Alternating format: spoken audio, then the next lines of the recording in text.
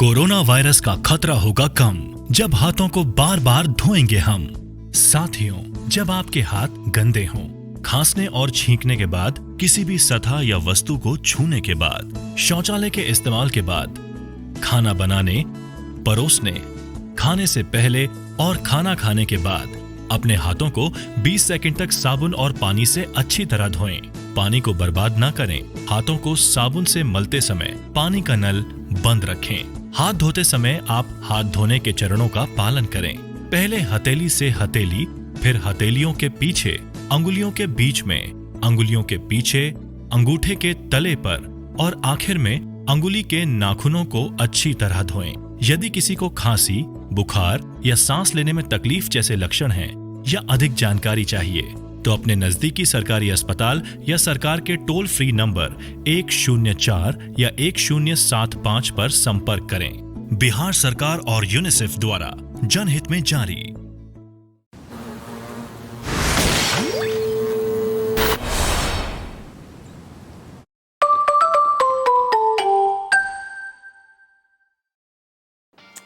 यार मेरी किताब। हेलो, ओए, नॉक नॉक।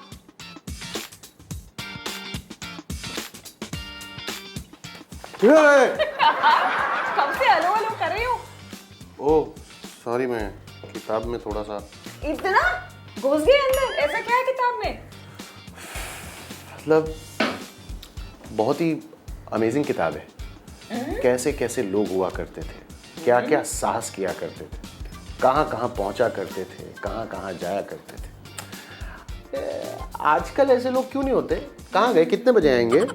है ना, बिल्कुल है ऐसे लोग। हमारी ऑडियंस ने कई एग्जाम्पल्स देखे हैं और हमारे इस युवा उद्यमी कौशल शो से बहुत कुछ सीखा है। तो नमस्कार, मैं हूँ केतन सिंह और मैं काव्या सिरानी। आपको तो मालूम है कि किताबों में, फिल्मों में हीरो कुछ कर दिखाने के लिए, कुछ पाने के लिए क्या क्या नहीं करता।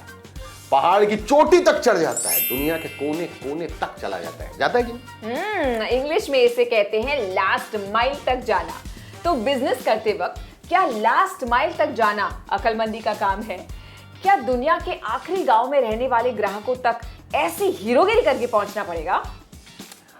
आपके वहां पहुंचने से आपको उसमें शायद मुनाफा ना हो, लाभ ना हो, लेकिन गांव वालों के लिए आप हीरो बन जाओ, बनोगे। दुनिया से कनेक्ट करने वाले हीरो। ये तो बहुत अच्छी बात है। कठिन है इसलिए इतनी शायद पॉपुलर नहीं है, इतनी लोकप्रिय नहीं है। और फिर दुनिया के आखिरी गांव में लोग होते ही कितने हैं, लेकिन वहां बच्चे हैं, बड़े बूढ़े हैं और उनको भी फलने फूलने का हक है ना। सही बात है, सिर्फ जीने का ही नहीं, फलने फूलने का चांस मिलना चाहिए। हीरो बनना है तो लोगों की ही नहीं, जंगल, पहाड़, दरिया, मरुस्थल, आरक्षित वनों को ध्यान में रखते हुए हमें एक पार्टनरशिप बनानी पड़ेगी। अगर हम सब एक साथ 21वीं सदी तक पहुंचना चाहते हैं तो जहाज को ध्यान से चलाना पड़ेगा भाई साहब। हाँ माना, आधी सफलता तो इतने दूर पहुंचने में ही है। पहुंचने के बाद ये बेचना, वो बेचना, जो आपको ठीक लगे सब बेचना। प्रॉब्लम तब होगी जब आपको मालूम ही नहीं है कि उनको चाहिए क्या। इसीलिए कुछ भी बेचने से पहले उनकी जरूरतों को जान लेना बहुत जरूरी है। अंग्रेजी में इसे कहते हैं डिजाइन थिंकिंग स्किल्स। तो डिजाइन थिंकिंग स्किल्स का इस्तेमाल करें। बात सिंपल है, एक लॉजिक फॉलो कीजिए, उनकी बातें सुनिए, जरूरतें जानिए और फिर बेचिए। मैं सोच ही रहा था कि कब तुम इस डिजाइन थिंकिंग वाले सुपर पावर की बात करोगी। तो डिजाइन थिंकिंग की बात तय है।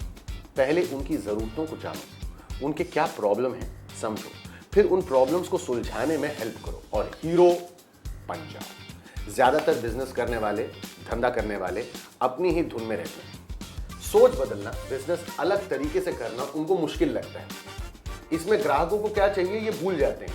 ग्राहक को चाहिए लुंगी, लेकिन उनको पड़ी अपने गले की। अरे तुम्हारे लुंगी से हमको क्या करना है, गल्ला फटो, अरे भाड़ में जाए। ए भगवान, शुरू हो गए आप फिर से। लेकिन यू आर राइट, जहां औरतों लड़कियों को सैनिटरी पैड्स की जरूरत है, वहां दूसरे लोगों को ऐसी जगह की जरूरत है जहां जमा होकर सब एक साथ रेडियो सुन सके। या फिर किसानों को फसल के बारे में जानकारी चाहिए हो, बदलते मौसम के बारे में कुछ पूछना हो, जैविक खेती करनी हो। वैसे तो जैसे आप जानते हैं दैट बाय नाउ बहुत सारे उद्यमी ये सब ऑलरेडी कर चुके हैं। बहुत लोगों की समस्याओं को सुलझाने के लिए नए बिजनेसेस भी शुरू किए जा चुके हैं, जैसे इन उद्यमियों ने किया है। Let's see.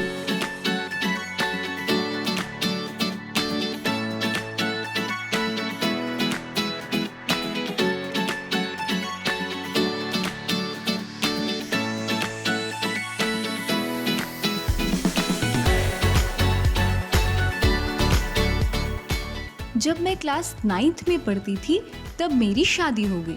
मैं गरिया गई और श्राइन में शादी कर ली।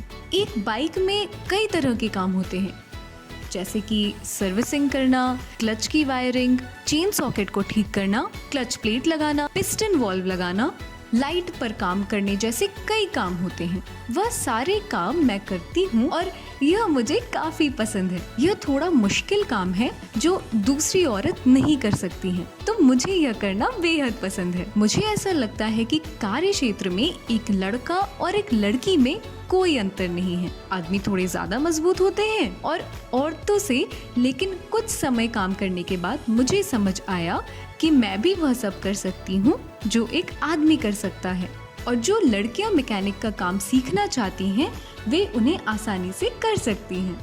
मेरा नाम हेमंत है और मैं 26 साल का हूँ। मैं अमेज़ॉन में एक एनालिस्ट के रूप में काम करता हूँ। अभी मैं सिल्क बोर्ड की ओर जा रहा हूँ और सिल्क बोर्ड के पास ही मेरा ऑफिस है, मर्सथली जंक्शन में।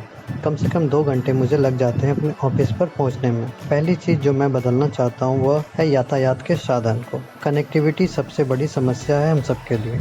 पहली चीज़ जो मैं अपने काम में बदलना चाहता हूँ वह है कर्मचारियों को घर से काम करने का विकल्प मिलना चाहिए। जैसे लोगों को 2 घंटे यातायात में बर्बाद करनी पड़ती है बेंगलुरु के नॉर्थ से साउथ जाने में, तो वे लोग समय को बचा सकते हैं और काम को घर से ही आसानी से कर सकते हैं। इस वजह से वह अपने यातायात वाले समय को किसी दूसरी गतिविधि में इस्तेमाल कर सकते हैं, जैसे कि योगा इत्यादि। तो मेरे ख्याल से यह एक ऐसी चीज़ है जो हमें बदलनी चाहिए अपने व्यवसाय में।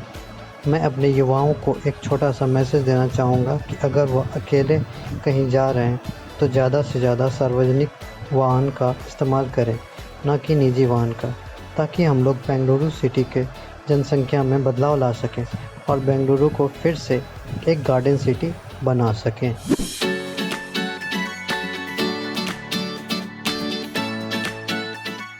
मेरा नाम भवानी भतीजा है और मैंने इस व्यवसाय की शुरुआत वर्ष 2017 में की थी। मेरे सह संस्थापक गौरव अरोड़ा के साथ हम भीतरी वायु प्रदूषण की समस्या को सुलझाने का प्रयास कर रहे हैं और बहुत ही सतत समाधान और बहुत ही सस्ता समाधान प्रदान करना चाहते हैं। आप मानोगे नहीं, लेकिन भीतरी हवा 2 से 5 गुना अधिक हानिकारक है बाहरी हवा से। भारत में दिल के दौरे और रक्तचाप के बाद भीतरी वायु प्रदूषण दूसरा सबसे बड़ा हथियार है और कोई बात ही नहीं करता भीतरी वायु प्रदूषण की। तो शुरू करा और वहीं से ब्रीथ प्रेस की शुरुआत हुई। बहुत छोटों से हमने शुरुआत करी, जैसे कि जब हमने शुरू किया था तो उस समय पे ये सेटअप भी नहीं था, तो हम लोग अपने कमरे से ही काम करते थे।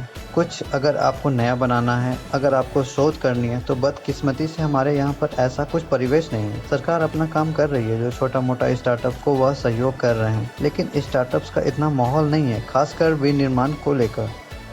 सबसे बड़ी चुनौती हमें ये रहती थी कि अगर कुछ हमें उत्पाद जुटाना है तो हमें ना हर कोई यही कहता था कि थोक में मिलेगा, मतलब छोटी मात्रा के लिए अगर हमें शोध करके भी देखनी है तो वह हमें नहीं मिलता था। इस देश में ना मोल भाव कौशल बहुत अच्छे काम आते हैं, खासकर जब आपको विक्रेता से सौदा करना है।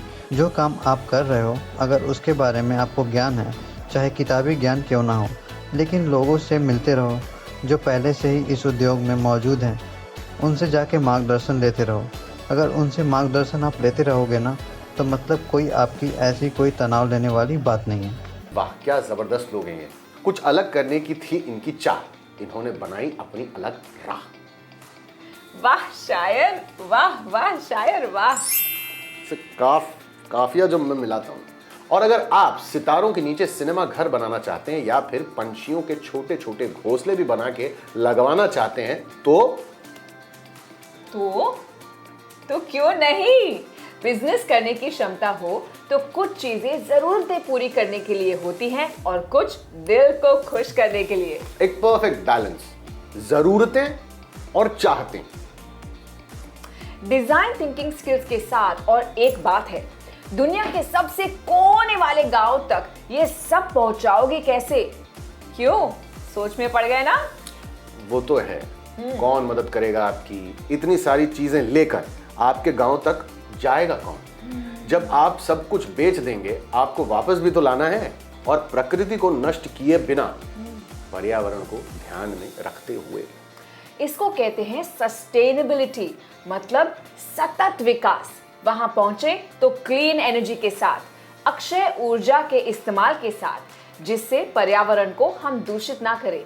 आखिर दुनिया के सबसे कोने वाले गांव को सुंदर रखना हमारी रिस्पॉन्सिबिलिटी है। आप नेचर को रिस्पेक्ट कीजिए। आखिर हमसे पहले हाथी जंगलों में घूमते थे ना। और प्लास्टिक से लास्ट माइल को प्रदूषित करना गलत होगा। पर्यावरण का संतुलन हमें ही तो बनाए रखना पड़ेगा। अच्छा, तो अगर लास्ट माइल तक पहुंचना है तो बहुत ज्यादा सोचने की और प्लानिंग की जरूरत पड़ेगी। लॉजिस्टिक्स यानी डिलीवरी की जरूरत पड़ेगी। अगर आपकी सोच या प्लानिंग अच्छी ना हो तो किसी काबिल पार्टनर को चुनना होगा। लॉजिस्टिक्स जो ये तय करती है कि सामान यहाँ से वहां जाएगा कैसे। क्या ई रिक्शा या ट्रेन तक सामान बांस के पैकेजिंग में जाएगी, ट्रेन से साइकिल पर लाद कर घर घर डिलीवरी होगी। इसके लिए तो हिसाब आना चाहिए, पैसों से लेकर टाइम टेबल, सब का हिसाब। इसमें कोई भी चेंज हो तो उसको भी हैंडल करना पड़ेगा। अगर कुछ प्रॉब्लम हुआ, जैसे बारिश हो गई, तो लास्ट माइल तक सामान वक्त पर कैसे पहुंचाओगे? ये तो अपने देश का बहुत बड़ा चैलेंज है, सही वक्त पर कुछ पहुंचना। मिसाल के तौर पे मानो आप कहीं केले भेज रहे हो तो लेट होने का मतलब पूरा शिपमेंट खराब, केला जो केला था वो पिलपिला हो जाएगा। या फिर सौर ऊर्जा वाली मशीन की डिलीवरी करते वक्त कोई पार्ट टूट गया तो भी आपका कीमती वक्त बर्बाद हुआ और दोबारा मशीन को लेकर फिर सफर करना पड़ा तो प्रॉफिट की बात ही नहीं कर सकोगे ना भाई साहब। लेकिन जो स्मार्ट होगा वो बिजनेस करने का नया तरीका लाएगा। सर्विस के साथ उसकी टीम नया काम सीख कर आएगी। टूटे पार्ट को जोड़ना, रिप्लेस करना और तो और सौर ऊर्जा के नए उपयोग ढूंढना, जैसे पंप, फैन, फ्रिज चलाना। ये सब आप बस एक टूटे पार्ट के पीछे घूम रहे थे, वहां नए बिजनेस का सहयोग पैदा हो गया। लास्ट माइल वाले कस्टमर नई खोज करने में फर्स्ट आते हैं।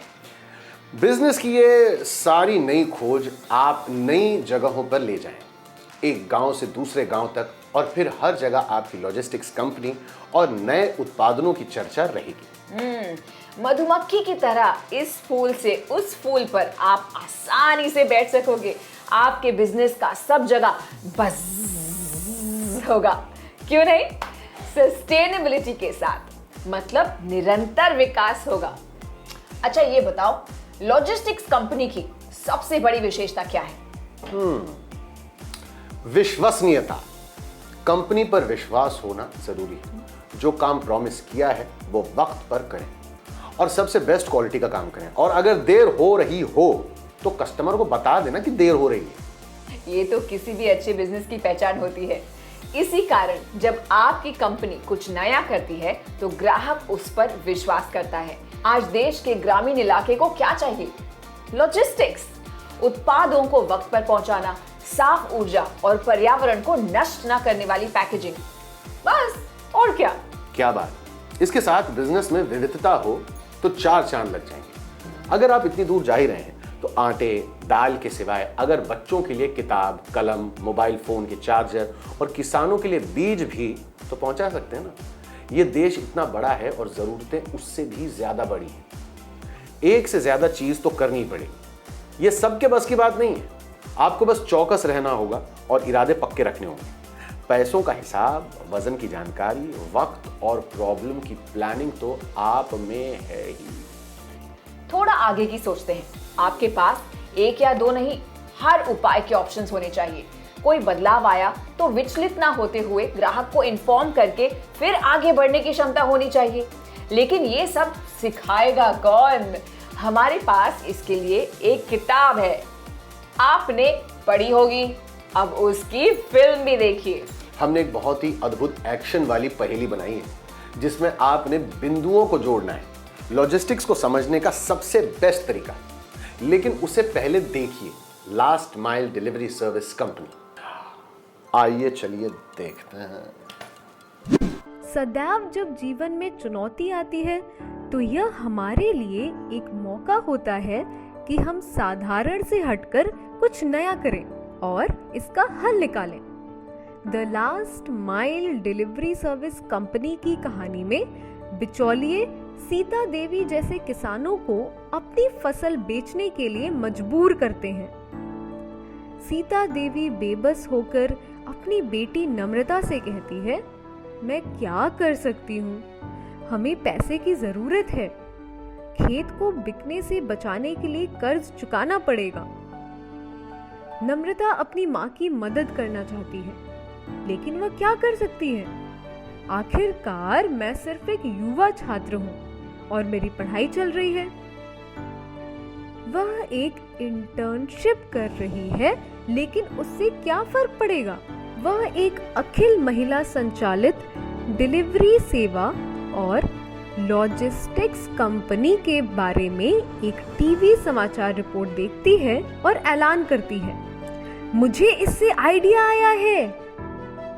क्या होगा अगर मैं माँ और अन्य किसानों को सीधे अपने ग्राहकों को उपज बेचने में मदद करने के लिए अपनी खुद की डिलीवरी सेवा कंपनी शुरू करूं? लेकिन विचारों को जितना सोचना आसान होता है, उन पर अमल करना उतना आसान नहीं होता। हालांकि नम्रता को हार मानने का अर्थ नहीं पता है। वह अपना शोध करती है और अपनी कंपनी स्थापित करती है। पुरानी डिलीवरी वैन खरीदने के लिए क्राउड फंडिंग का उपयोग करती है और कृषि उपज को सीधे किसानों से ग्राहकों तक पहुंचाना शुरू करती है। The last mile delivery service company की कहानी के साथ एक्टिविटी बुक है जिसे आप 4 दिनों में पूरा कर सकते हैं। बहुत मजा आया, कैसे कर दिखाया यार इन्होंने, उफ, शाबाश। बिल्कुल करके दिखा दिया उसने। अगर आपके पास भी ऐसी लॉजिस्टिक्स कंपनी का कोई आइडिया है जिससे लास्ट माइल में रहने वाले बहुत लोगों की मदद हो सकती है, तो हमसे संपर्क करें। अपने बिजनेस आइडिया के बारे में हमें बताएं, कैसे आप लोगों से जुड़ सकते हैं, किन उत्पादों से, क्या दाम पर, और आपका बिजनेस आगे कैसे बढ़ाना चाहते हैं। आप हमें स्क्रीन पर दिए गए नंबर पर अपना वीडियो बिजनेस पिच भेजें। अगर आपकी उम्र 18 या 23 के बीच में है और आपकी बिजनेस आइडिया अच्छी है, बहुत लोगों को जोड़ती है, तो हम आपको बुलाएंगे, आपकी तरह के अन्य बिजनेस आइडियाज जोड़ेंगे और तो और आपकी लास्ट माइल डिलीवरी सर्विस वाली कंपनी में निवेश भी करेंगे। क्योंकि दुनिया के आखिरी गांव में रहने वालों को हीरो की जरूरत है। हीरो देखा, रियल लाइफ में आप भी हीरो बन सकते हैं। आम आदमी भी साहसिक कार्य कर सकते हैं। ठीक कहा। मेरी तो क्या बात कही है, मेरी तो आंखें खोल दी है एकदम। हाँ, केतन, यही तो हमारे शो युवा उद्यमी कौशल शो का असली मकसद है ना, टू स्प्रेड अवेयरनेस, यानी सब में जागरूकता जगाना। आज हम 2 युवा से मिलने वाले हैं जिन्होंने हमें लॉजिस्टिक्स के बारे में सवाल पूछे हैं। Hello DIY youth skills show, मेरा नाम करण कुमार शाह है और मैं क्लास 12 में पढ़ता हूँ और मैं किशनगंज का रहने वाला हूँ। मेरा सवाल ये है कि हम फसल को सीधे ग्राहक तक कैसे पहुँचा सकते हैं, इसके लिए हमें क्या करना होगा। Hello DIY youth skill show, मेरा नाम प्रिया चौधरी है, मैं क्लास 12 में पढ़ती हूँ, मैं किशनगंज से हूँ। मैं आपसे ये जानना चाहती हूँ कि बिजनेस करने के लिए हमें लोन कहाँ से मिलेगा और इसकी प्रक्रिया क्या है। मेरा सवाल आपसे ये है कि किसी भी बिजनेस के रजिस्ट्रेशन के लिए हमें कौन कौन सी डॉक्यूमेंट्स की जरूरत पड़ेगी और हम इसे कैसे करवा सकते हैं। मैं आपसे ये जानना चाहती हूँ कि अगर मैं खुद की डिलीवरी कंपनी खोलना चाहती हूँ तो उसके लिए मुझे क्या करना होगा, वह कैसे। वाह, क्या curiosity. I love it. I love it. I really think young people like you have so many questions that need answering. That is why we are here for you. My advice to all the young people out there, go out and get an internship. That is so true. Nothing like getting hands-on, first-hand experience of what you should or should not be doing. So go out, step out of your home and get an internship and write to us about the experience. और अब हमारे show का वो हिस्सा जिससे आरा हिले, बलिया हिले, छपरा हिलेला, तोरी लचके न मतलब सबसे फेवरेट पार्ट जिसका नाम है सवालों के सिलसिले। खेलबा बुझबा चली। आज का पहला सवाल, लास्ट मील यानी लास्ट माइल पर क्या है? फिर से एक बार पूछ रहा हूं कि लास्ट माइल पर क्या है? दूसरा सवाल, सस्टेनेबिलिटी का क्या अर्थ है? सस्टेनेबिलिटी का अर्थ क्या है? आप डिजाइन थिंकिंग की प्रक्रिया का पालन लास्ट माइल तक कैसे कर सकते हैं? रिपीट, आप डिजाइन थिंकिंग की प्रक्रिया का पालन लास्ट माइल तक कैसे कर सकते हैं? लॉजिस्टिक्स किसे कहते हैं? इस शब्द का अर्थ क्या है? लॉजिस्टिक्स किसे कहते हैं? इस शब्द का अर्थ क्या है? क्या समय की पाबंदी महत्वपूर्ण है? क्या समय की पाबंदी महत्वपूर्ण है? क्या आपको लगता है विश्वसनीय होना महत्वपूर्ण है? क्या आपको लगता है कि विश्वसनीय होना महत्वपूर्ण है? आप हमारे सवालों के जवाब स्क्रीन पर दिए गए नंबर पर कॉल करके दे सकते हैं। और इसी के साथ आज के लिए बस इतना। भूलिए नहीं, आपके बिजनेस आइडिया पिच के अलावा आप हमारे सवालों के जवाब स्क्रीन पर दिए गए नंबर पर कॉल करके दे सकते हैं। तब तक के लिए हमें दीजिए इजाजत, आपसे फिर मुलाकात होगी। नमस्कार, मैं हूं केतन सिंह और मैं काव्या अरसदानी।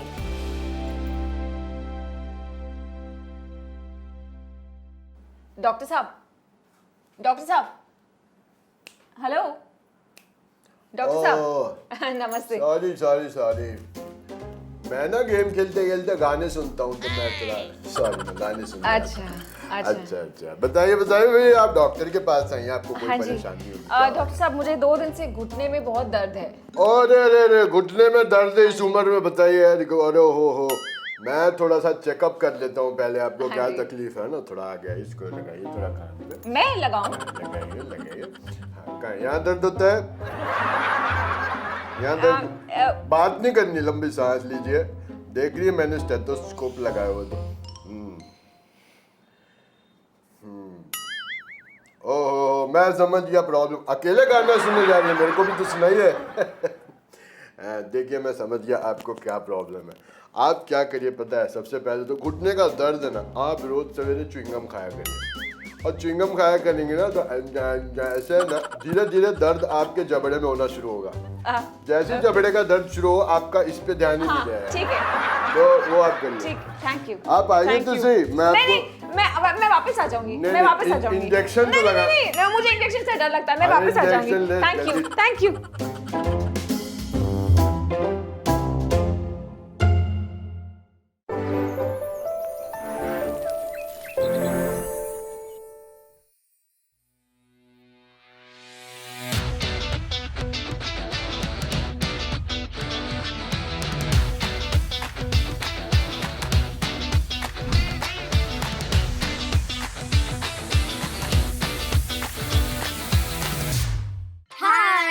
मैं अदिति और मैं रतन प्रिया। आप सभी का ग्रीन इंटर्नशिप शो में स्वागत है। क्या आप हमारी तरह यह सोच रहे हैं कि आप 12वीं कक्षा के बाद क्या करना चाहती हैं? क्या आप भी व्यवसाय करना चाहती हैं या फिर नौकरी करना चाहती हैं या फिर अपने करियर को आगे बढ़ाना चाहती? तो यही वजह है कि हम इस शो में आपके साथ हैं और यह शो का नाम ग्रीन इंटर्नशिप शो है। हम आपके साथ हैं और आपके जैसी कई युवाओं से मिलने जा रहे हैं जो पूरे बिहार में अलग अलग जगह ग्रीन इंटर्नशिप शो करेंगे। चलिए हम रतन प्रिया से जानते हैं। रतन प्रिया, ग्रीन इंटर्नशिप शो क्या होता है? जैसा कि आप सभी जानते हैं कि हमें व्यवसाय शुरू करने के लिए, नौकरी करने के लिए कुछ कौशल सीखने की आवश्यकता होती है, जैसे कि जैविक नर्सरी, सौर ऊर्जा, टिकाऊ पैकेजिंग, मोबाइल बैंकिंग, मशरूम की खेती, जैविक खेती, मास कम्युनिकेशन और भी बहुत कुछ जैसे क्षेत्रों में उद्यमियों के लिए कार्य करने का अनुभव प्राप्त करने के लिए। तुम क्या खाती हो रतन प्रिया, इतना कैसे बोल पा रही हो? मैं प्रैक्टिस करती हूँ आदिति, बोलने की प्रैक्टिस। क्या तुमने इंटर्नशिप किया है? नहीं आदिति, मैंने तो अभी तक कोई इंटर्नशिप नहीं किया, लेकिन मुझे मौका मिलेगा तो मैं जरूर करना चाहूंगी। क्या तुम हमें बता सकते हो ग्रीन जॉब क्या होता है? जरूर, यह टिकाऊ है, यह जलवायु परिवर्तन को ध्यान में रखता है, यह पर्यावरण के लिए अच्छा है, भले ही सीधे तौर पर एक हरे रंग का उद्यम ना हो, जैसे कि तकनीकी व्यवसाय। इस इंटर्नशिप शो में आप ये जानेंगे कि इंटर्नशिप में क्या होता है, कैसे होता है, क्या करना पड़ता है और भी बहुत कुछ। तो आज हम मिलेंगे और बात करेंगे कि सबसे पहला अनुभव अपने आप का होना चाहिए, ना कि किसी और का अनुभव होना चाहिए। अगर आपको व्यवसाय करना है तो ये बहुत ज़रूरी है आपके लिए। तो अब हम चलते हैं मुजफ्फरपुर की तरफ, जहां हमारे 2 होस्ट आपको वहां के इंटर्नशिप के बारे में बताएंगे।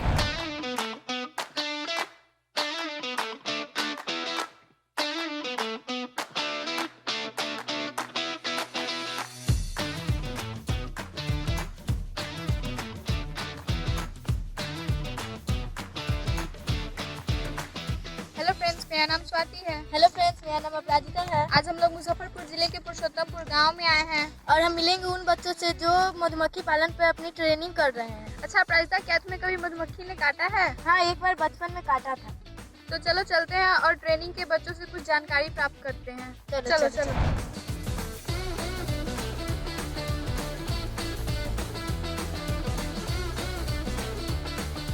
मेरा नाम स्वाति है। मेरा नाम अपराजिता है। आपका नाम क्या है? मेरा नाम प्रिया कुमारी है। आप किस कक्षा में पढ़ती हैं? मैं 9वीं कक्षा में पढ़ती हूँ। आप किस जिले से हैं? मैं मुजफ्फरपुर जिले से हूँ। अच्छा, तो आप मधुमक्खी पालन पे ट्रेनिंग करने आई हैं? हाँ, मैं मधुमक्खी पालन पे ट्रेनिंग करने आई हूँ। तो क्या आपने कोई रिसर्च भी किया है? हाँ, हमने गूगल के द्वारा रिसर्च किया। तो आपने ये रिसर्च क्यों की? रिसर्च करने से मेरी जानकारी बढ़ी, इसलिए मैं रिसर्च। आपकी इंटर्नशिप कैसी चल रही है? अभी तक तो बहुत अच्छी चल रही है और मधुमक्खी पालन के बारे में बहुत कुछ जाना है। अच्छा, आपको इस व्यवसाय के बारे में कहाँ से पता चला? मेरे घर के आसपास में सब मधुमक्खी पालन कर रहे थे, वहीं से पता चला। आपकी ट्रेनिंग आपके आशा से अच्छी कैसे चल रही है?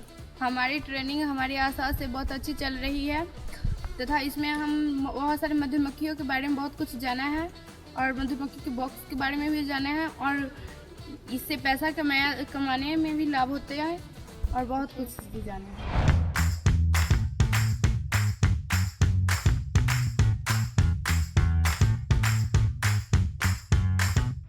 आपकी ये ट्रेनिंग कितने दिन होती है? मेरी ये ट्रेनिंग 15 दिन होती है। क्या आपको लगता है कि ये 15 दिन आपके लिए पर्याप्त है? हाँ, पर्याप्त है। अगर कुछ छूट जाएगा तो दोबारा करेंगे। अच्छा, क्या आपने जैसा सोचा था आपकी इंटर्नशिप वैसी चल रही है? हाँ, उससे कहीं ज़्यादा अच्छी चल रही है। क्या आप इस ट्रेनिंग को लेकर नर्वस हैं? नहीं, मैं इस ट्रेनिंग से लेकर उत्साहित हूँ। आपकी इंटर्नशिप में जो ट्रेनर है उन्होंने आपको कोई फीडबैक दिया है? हाँ, फीडबैक तो दिया है। इससे बहुत अच्छा लाभ है, इसे स्टूडेंट भी कर सकते हैं और औरतें भी कर सकती हैं। आपको इस ट्रेनिंग से क्या क्या आशा है? आप इससे क्या क्या सीख पाएंगे? मुझे इस ट्रेनिंग से मधुमक्खी के बारे में आशा है और मैं इससे मधुमक्खी से बचने के लिए सीखूंगी और इससे शहद निकालने का सीखूंगी और इससे दोस्ती कैसे करूंगी वो सीखूंगी। आप इस ट्रेनिंग के अनुभव को विस्तार से बताइए। मैं इस ट्रेनिंग से उत्साहित हूँ और मैंने सिखाया है कि मधुमक्खी का पालन कैसे किया जाता है और मधुमक्खी से कैसे दोस्ती की जाती है तथा डब्बे की लंबाई चौड़ाई और बहुत कुछ जाना है इसके बारे में। इसमें रानी मधुमक्खी का क्या कार्य होता है ये भी जाना है और अपने अनुभव से अपने परिवार वालों से बात शेयर करती हूँ, अपने दोस्तों से मधुमक्खी के बारे में बहुत कुछ बात करती हूँ। आप इस इंटर्नशिप के दौरान कौन कौन से कौशल सीख रही हैं? दृढ़ निश्चय होना, परिश्रमी बनना, अनुशासन, नोट्स लेना और ध्यान देना पर आदि सीख रहे हैं। अब उद्यमियों से बात करते हैं और उन युक्तियों को सुनते हैं जो उन्हें करना चाहिए और व्यवसाय शुरू करते समय हमें क्या करना चाहिए।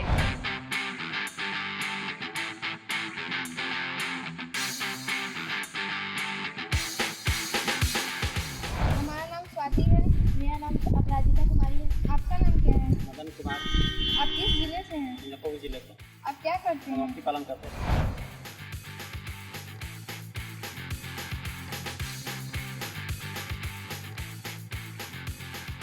आपने ये व्यवसाय कैसे शुरू किया? कृपया संक्षेप में बताएं। ये व्यवसाय सर्वप्रथम मेरा भैया स्टार्टिंग किए थे, बस उन्हीं के साथ रहते रहते हम भी सीख लिए और करने लग गए। छात्रों के बारे में आपका मूल्यांकन बताएं। मैं बच्चों को सिखा रहा हूँ मधुमक्खी पालन के बारे में।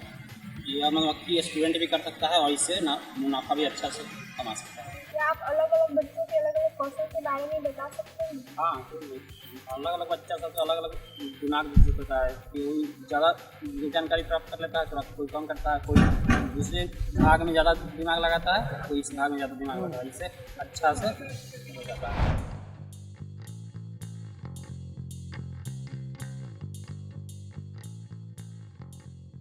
अगर कोई युवा अपना उद्यम शुरू करना चाहता है उसके बारे में आपका क्या सलाह है? हाँ, कोई भी इस उद्यम को चला सकता है, आसानी से चला सकता है, या इसमें साहसी बनना पड़ता है, कठोर बनना पड़ता है, इसमें मधुमक्खी दंत बीमारी है, उसको खाना पड़ता है और 1 साल में इसका मुनाफा नहीं होता, 2 साल 3 साल लगले इसका बिजनेस बढ़ाया जाता है, उसके बाद इसका मुनाफा अधिक होने लगता है। अभी का युवा कोई भी मेहनत करके इस बिजनेस को कर सकता है, इस बिजनेस का कोई बिजनेस कर सकता है, इससे वह मुनाफा कमा सकता है। तो धन्यवाद मदन सर, आपका बहुत शुक्रिया, फिर मिलेंगे। तो हमने बात की इंटर्नशिप कर रहे बच्चों से और उनके ट्रेनर से, तो ठीक है, अब हम लोग चलते हैं उस स्टूडियो की तरफ। तो आज हमने मधुमक्खी पालन के बारे में गहराई से सीखा और बताया कि मध कैसे निकाला जाता है और उद्यमी से व्यावहारिक ज्ञान कैसे प्राप्त किया जा सकता है। अब आपकी बारी। क्या आपने हमें जब कार्य पर देखा तो क्या आपने कुछ सीखा? हमें लिखे और हमें बताएं। अगर आप भी इंटर्नशिप करना चाहते हैं तो हमें www.goingthroughschool.com पर संपर्क करें। हमें आपके जवाब का इंतजार है। हम आपको 12वीं कक्षा के बाद स्वयं खुद का व्यवसाय और नौकरी शुरू करने में मदद करेंगे। क्या आपने हमारा शो एंजॉय किया? क्या आप ग्रीन एंटरप्राइज इंटर्नशिप के लिए साइन अप करना चाहते हैं तो आप भी के अभी स्क्रीन पर आ रहे नंबर पर हमें संपर्क करें। हमें अपना नाम, नंबर और आप किस तरह की इंटर्नशिप करना चाहते हैं हमें ये बताएं। हम आज ही आपको ग्राफिक नॉवल थीम की कॉपी भेजेंगे। आपको ग्राफिक नॉवल पढ़ने का मौका मिलेगा और साथ ही में आप उससे अपना खुद का ग्रीन उद्यम शुरू कर सकेंगे। तो आज के लिए बस इतना ही, फिर मिलते हैं, बाय बाय।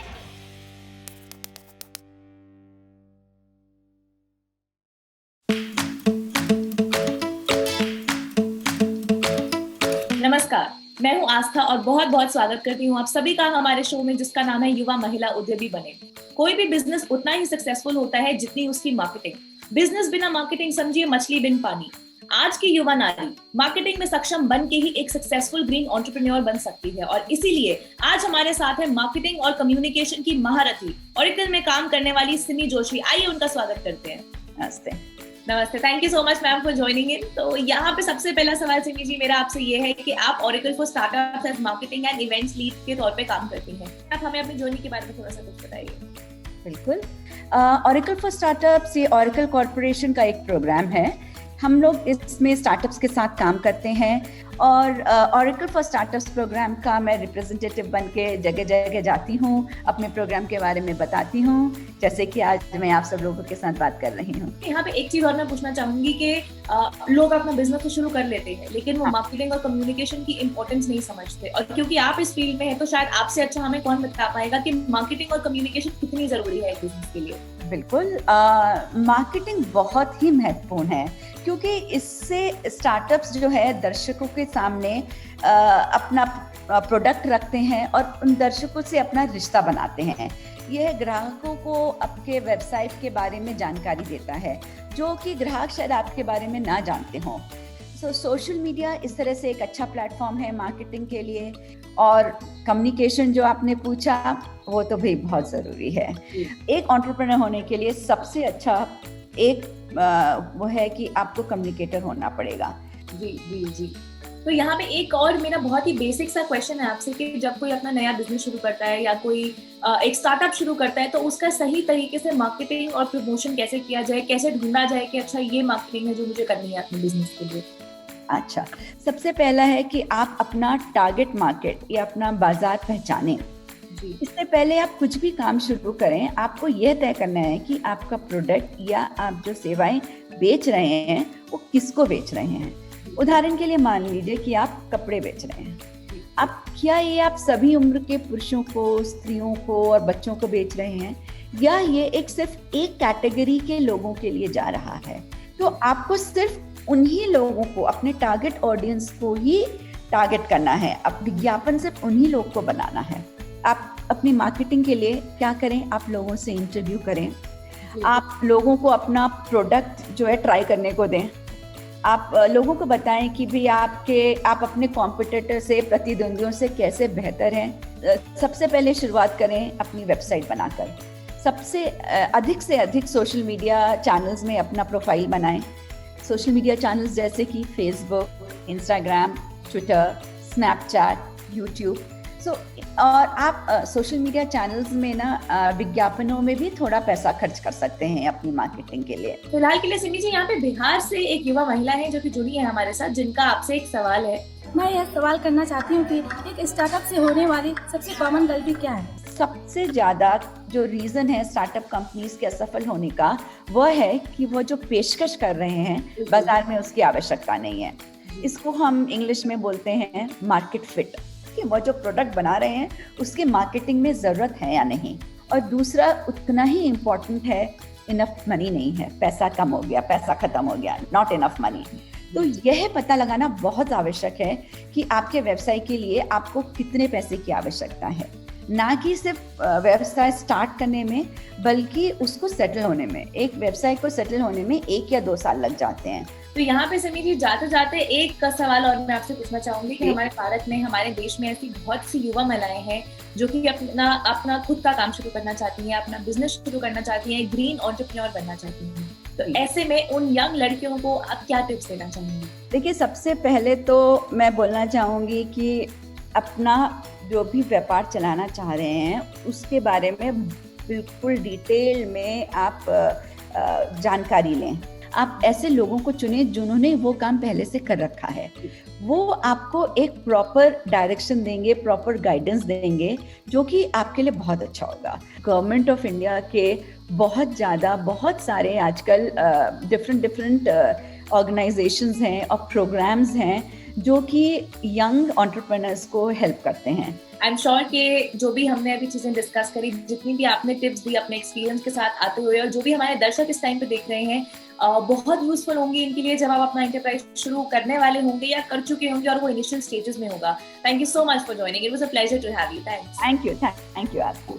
तो अगर आप बिहार में रहने वाली 18 से 23 वर्ष की युवा महिला हैं और आप अपना खुद का ग्रीन एंटरप्राइज खोलना चाहती हैं या फिर उसको अगले मुकाम तक लेके जाना चाहती हैं, तो स्क्रीन पे दिए गए नंबर पर हमें कॉल करें और अपना आइडिया हमें पिच करें। फिलहाल के लिए मैं आशा चलती हूँ, लौटूंगी अगले एपिसोड के साथ। तब तक के लिए बाय बाय।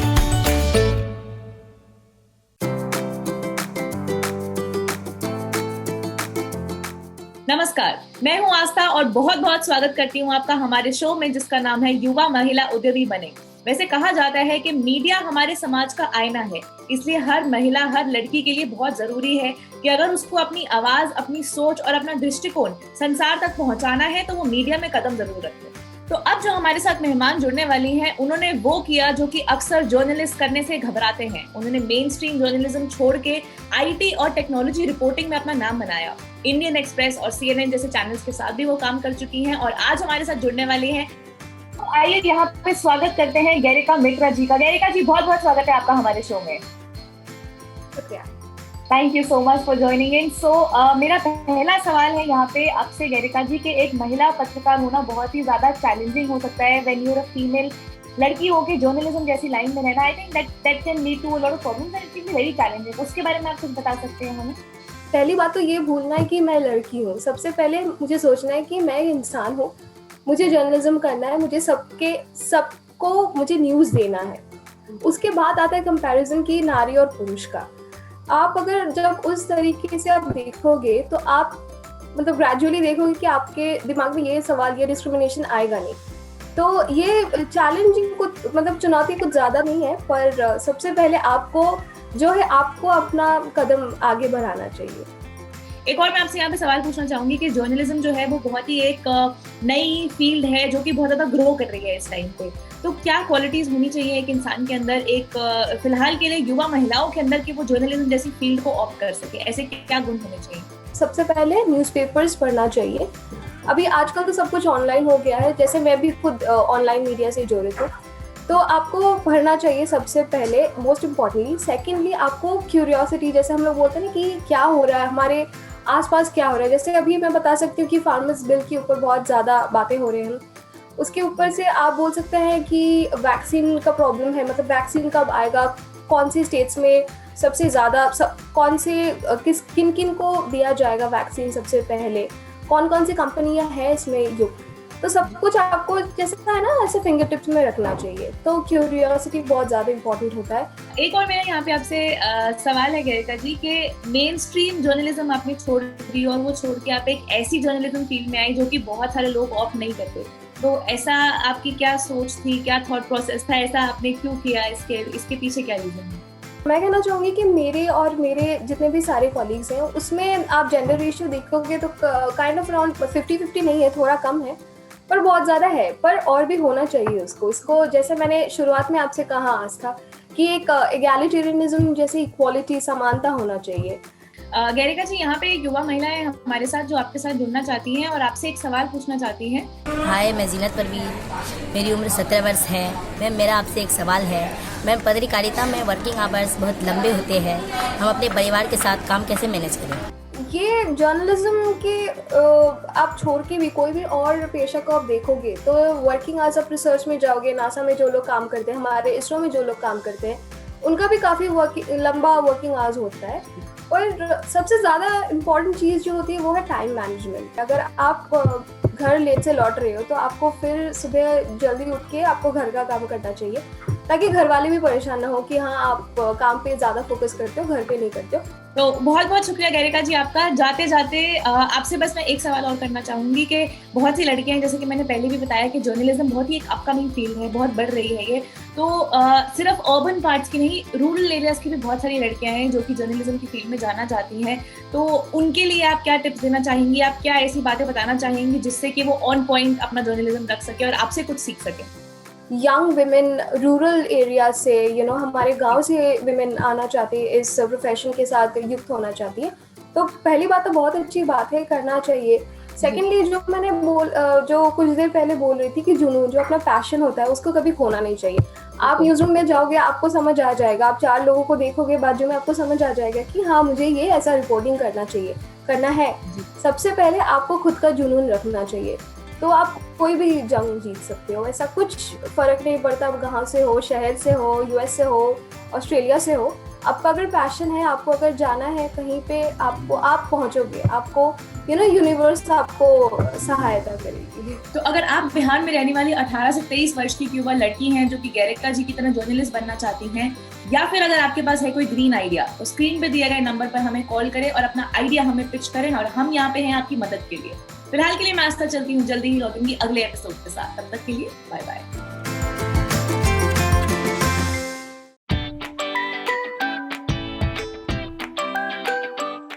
नमस्कार, मैं हूँ आस्था और बहुत बहुत स्वागत करती हूँ आप सभी का हमारे शो में जिसका नाम है युवा महिला उद्यमी बने। अगर प्रदूषण को खत्म करना है तो उसकी जड़ पकड़नी बहुत जरूरी होती है। आज की भारतीय युवा नारी सस्टेनेबल एंटरप्रेन्योर बन के भारत को वेस्ट फ्री बनाना चाहती है। टेक्सटाइल इंडस्ट्री दुनिया की दूसरी सबसे ज्यादा बड़ी प्रदूषण फैलाने वाली इंडस्ट्री है और इसीलिए 23 साल की शिखा ने कार्बन फुटप्रिंट कम करने के लिए एग्रीकल्चरल वेस्ट को टेक्सटाइल फाइबर बनाया है। आइए स्वागत करते हैं शिखा जी का। तो अब यहाँ पे है हमारे साथ शिखा जी। बहुत बहुत स्वागत है शिखा जी आपका हमारे शो में। Thank you so much. Thank you so much. तो यहाँ शुरुआत करते हैं पहले सवाल से, जो कि ऑब्वियसली ये होगा कि कितनी दिक्कत होती है ऑल्टरनेट फाइबर बनाने में। बात ये है कि जब आप कुछ नया प्रोडक्ट एस्टैब्लिश करते हैं, वो कितना नया है उसके डिफरेंट इंटेंसिटीज हो सकती है।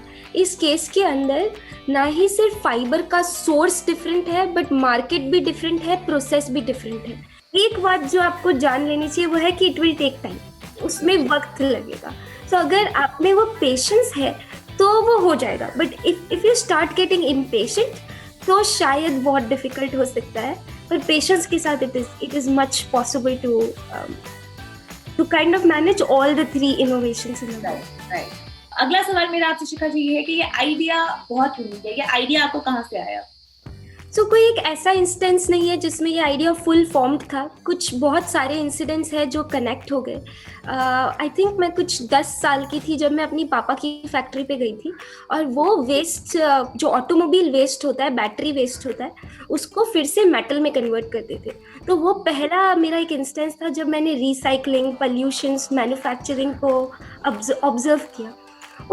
उसके बाद मैं इतना उससे प्रभावित थी कि मैंने बहुत सारे स्कूल प्रोजेक्ट्स उस लाइन पे करना शुरू कर दिए। तो मैं साइंस फेयर्स में जाती थी, मैथमेटिकल फेयर्स में जाती थी, और हम अक्सर क्लाइमेट एक्शन, क्लाइमेट चेंज के बारे में काफ़ी बात किया करते थे।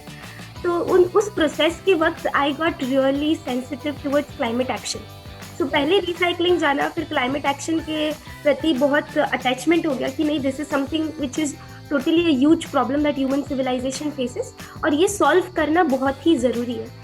तो शिखा जी, सुनने में थोड़ा सा मुश्किल लग रहा था ये, लेकिन मैं आपसे पूछना चाहूंगी, क्योंकि आपको एक्सपीरियंस है इस चीज़ का, कि ओवरऑल ये जो आइडिया है इसको एग्जीक्यूट करना कितना मुश्किल है? आपको बहुत ज़रूरी है ये समझना कि पूरे बिजनेस के मोस्टली 3 पार्ट्स में डिवीजन हो सकते हैं। पहला जो पार्ट है वो है कि आप अपनी चीज़ों को सोर्स कैसे करते हैं, आपका सप्लाई कैसे सेट होता है। दूसरा जो पार्ट है वो ये है कि आप खुद की प्रोसेसेस कर पा रहे हैं, क्या आपके पास वो टेक्नोलॉजी है, क्या आपके पास वो फैक्ट्रीज है। और जो तीसरा हिस्सा है वो ये है कि क्या आप इसको मार्केट में सेल कर सकते हैं, क्या आपके पास बायर्स है। तो इन तीनों को हमने साथ में एग्जीक्यूट करने की कोशिश की है, पर शुरुआत काफ़ी हम्बली की थी, जो ये था कि क्या हम लैब में थोड़ा फाइबर एक्सट्रैक्ट करके टेक्सटाइल में कन्वर्ट कर पा रहे हैं। तो पहले हमने लैब स्टेज पे एक फैक्ट्री, एक प्रोसेस बनाई थी। उसके बाद हमने एक छोटा पायलट फैक्ट्री बनाया जिसमें कुछ कम क्वांटिटी में हम फाइबर्स को प्रोसेस करते थे और बड़े प्लेयर्स को उनके सैंपल्स भेजते थे, जो प्रोसेस करके हमें चेक बैक करके बताते थे कि ये पॉसिबल है या नहीं है। उसके बाद जब ये सब हुआ, जब मार्केट में गुडविल एस्टैब्लिश हो गई, जब हमने प्रोसेस पे एक टेक्निकल अपग्रेडेशन एस्टैब्लिश कर दिया और सप्लाई चेन भी एस्टैब्लिश हो गई, उसके बाद we kind of went ahead and established an industrial scale factory, जो अब it has come into picture, and now we can produce probably 900 tons of fibers a year, which is one of its kind, one of the biggest factory, one of the highest quality factory of its kind. तो शिखा जी, ये जो आप textiles बनाते हैं, इनसे क्या बन सकता है? इसका एक आगे एंड रिजल्ट क्या होता है? क्या यूज हो सकता है इसका? तो इन फाइबर्स को आप डिफरेंट फाइबर्स के साथ ब्लेंड कर सकते हैं और आप धागा बनाते हैं। ये धागे आप अलग अलग तरीके के बना सकते हैं जो अलग अलग एप्लीकेशंस में जाते हैं, जैसे कि कारपेट्स में जा सकता है, अपहोल्स्ट्री में जा सकता है, पर फैशन और अपैरल्स में भी जा सकता है। सो शर्ट्स, डेनिम, और आप बैग्स, एक्सेसरीज, शूज सब कुछ बना सकते हैं। तो इसके मल्टीपल एप्लीकेशंस हैं।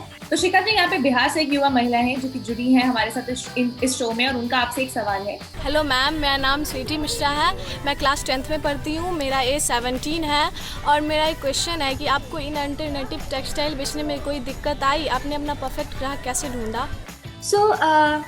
एक बार जब आपने प्रोडक्ट क्वालिटी सेट की है, ज़रूरी है कि आप उसको पहले टेस्ट करें। तो हमने हमारे कस्टमर्स के साथ जब हमने उन्हें आइडेंटिफाई किया, कुछ को हमने कोल्ड कॉल्स किया है, कुछ को हमने रेफरेंसेस के थ्रू ढूंढा है, कुछ इंक्यूबेटर्स, एक्सीलरेटर्स का हम पार्ट बने जहाँ पे हमें कुछ इंट्रोडक्शंस मिले।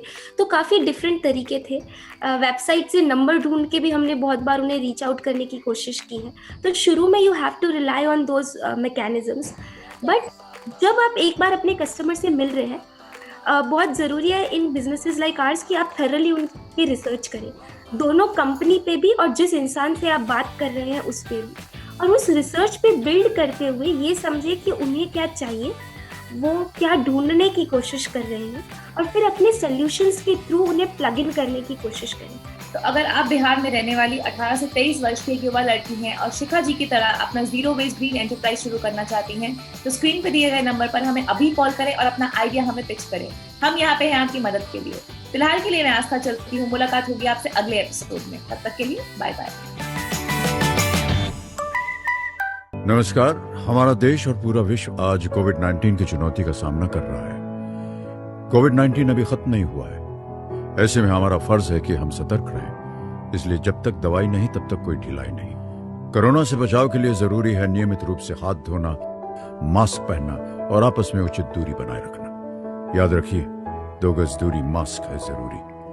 खांसी, बुखार या सांस लेने में कठिनाई होने पर हेल्पलाइन नंबर 1075 पर संपर्क करें।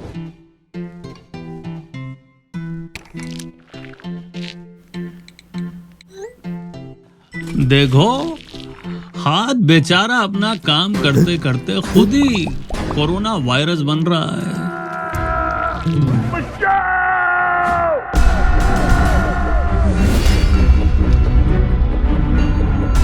तुम मुझे 20 सेकंड दो, मैं तुम्हें इस वायरस से आजाद करूंगा। ये ले, ये भी ले।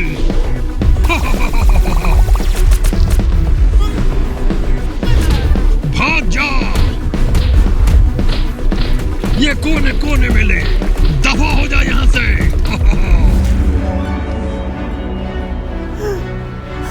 मैं जीत गया। मिलते रहना दिन में कई बार। हाथों को मलमल के स्वच्छ करेंगे साबुन और साफ जल से। याद रखेंगे सुमन के। सुमन के एस, सीधे हाथ साबुन मल के, यू, उल्टे हाथ रगड़ रगड़ के। याद रखेंगे सुमन के। एम, मुट्ठी के ऊपर हाथ फिरा के, ए, अंगूठे के ऊपर गोल घुमा के। याद रखेंगे सुमन के। एन, नाखूनों को हथेली पे चमका के, कलाई के पास छल्ला बना के। याद रखेंगे सुमन के। स्वच्छ रखेंगे हाथ तो स्वस्थ रहेंगे आप।